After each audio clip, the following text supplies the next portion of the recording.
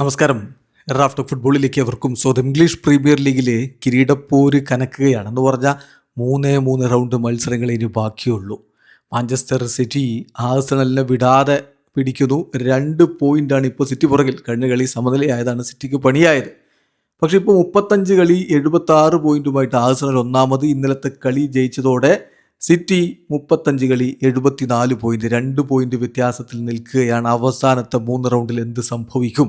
ഇന്നലെ ബ്രെൻഫോർഡിന് ഏകപക്ഷീയമായ 3 ഗോളുകൾക്ക് മാഞ്ചസ്റ്റർ സിറ്റി പരാജയപ്പെടുത്തുമ്പോൾ രണ്ടാം പകുതിയിൽ അവരുടെ സൂപ്പർ താരങ്ങൾ അങ്ങ് ഗോളടിച്ച് തിമിർത്തുകൊണ്ടാണ് ടീമിന് ഈ ഒരു വിജയം സമ്മാനിച്ചിരിക്കുന്നത്. ഡോക്കുവും ഏർലിംഗ് ഹാലൻഡും ഒമോഷുമാണ് അവർക്കായിട്ട് ഗോളുകൾ കണ്ടെത്തിയത്. ആദ്യ പകുതി ഗോൾ രഹിതമായിരുന്നു.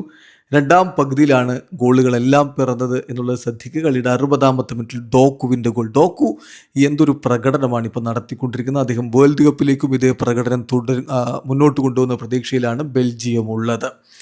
പിന്നെ കളിയുടെ 75-ാമത്തെ മിനിറ്റിൽ ഏർലിംഗ് ഹാലൻഡ് എന്ന ഗോൾ മെഷീൻ്റെ ഗോൾ കൂടി പിറക്കുന്നു. ഒടുവിൽ അവസാന ഘട്ടത്തിലാണ് ഒമർ മർമോഷിൻ്റെ ഗോൾ പിറക്കുന്ന. ഏർലിംഗ് ഹാലൻഡിൻ്റെ അസിസ്റ്റിൽ നിന്നും മർമോഷിൻ്റെ ഗോൾ കൂടി വന്നപ്പോൾ ഏകപക്ഷീയമായ 3 ഗോളുകളുടെ ലീഡായി. ഇനിയിപ്പോൾ 2 പോയിൻറ്റിൻ്റെ ഡിഫറൻസിൽ ഇങ്ങനെ കിരീട പോരാട്ടം കനത്തതൊക്കെയാണ്. സിറ്റിയുടെ 3 കളികൾ ആർക്കൊക്കെതിരെയാണ് എന്നുള്ളതാണ് ചോദ്യം. സിറ്റിയുടെ ഒരു കളി പാലസിനെതിരെയുണ്ട്, മറ്റൊരു കളി ബേൺമൗത്തിനെതിരെ, മറ്റൊന്ന് ആസ്റ്റൺ വില്ലയ്ക്കെതിരെ. അവസാന ദിവസത്തെ കളി വരെ കാര്യം വളരെ ഇൻട്രസ്റ്റിംഗ് ആയിരിക്കും എന്നർത്ഥം. ആസ്റ്റൺ വില്ലയാണ് എതിരാളികൾ, അത്ര എളുപ്പമാവില്ല. അതേസമയം ആഴ്സണലിൻ്റെ അടുത്ത 3 റൗണ്ട് മത്സരങ്ങൾ, അടുത്ത കളി വെസ്റ്റ് ഹാമിനെതിരെയാണ്.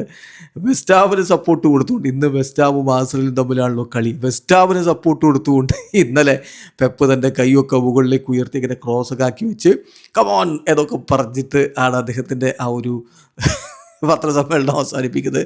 വളരെ ഇൻട്രസ്റ്റിംഗ് ആയിട്ട്. ഇന്ന് വെസ്റ്റ് ഹാം ജയിച്ചാൽ ആഴ്സണലിന് പോയിന്റ് ഡ്രോപ്പ് ആവുമല്ലോ, അതാണ് അദ്ദേഹം പറയുന്നത്. അതിന് ശേഷം അവർക്കുള്ള കളി ബേൺലിക്കെതിരെയാണ്, പിന്നെ ക്രിസ്റ്റൽ പാലസിനെതിരെയുമാണ്. ഏതായാലും കാത്തിരിക്കാം. പ്രീമിയർ ലീഗിൽ ഇതാ കിരീട പോരാട്ടം കനത്തിരിക്കുന്നു. വീഡിയോ അവസാനിക്കുന്നത്. ഫുട്ബോൾ ലോകത്ത് കൂടുതൽ വിശേഷങ്ങളുമായി റാഫ് ടോക്സ് വീണ്ടും എത്താം.